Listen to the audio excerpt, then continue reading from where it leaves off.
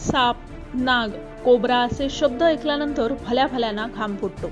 मात्र आता तुम्ही जो व्हिडिओ पाहणार आहात त्यामुळे तुमच्या तोंडातून शब्द देखील फुटणार नाही। केरळमधील कोझिकोड जिल्ह्यात एका 18 फुटी किंग कोब्राला एका महिला वन अधिकाऱ्यानं अवघ्या 6 मिनिटात पकडलंय।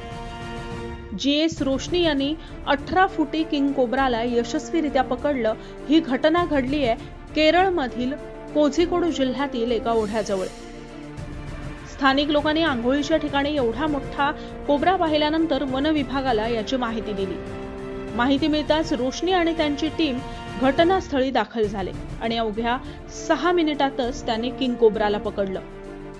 हे दृश्य व्हिडिओमध्ये पाहताना देखील जिथे आपल्या तळव्यांना घाम फुटतो तिथे रोशनी यांनी अवघ्या 6 मिनिटातच या कोब्राला पकडण्यात यश मिळवलं।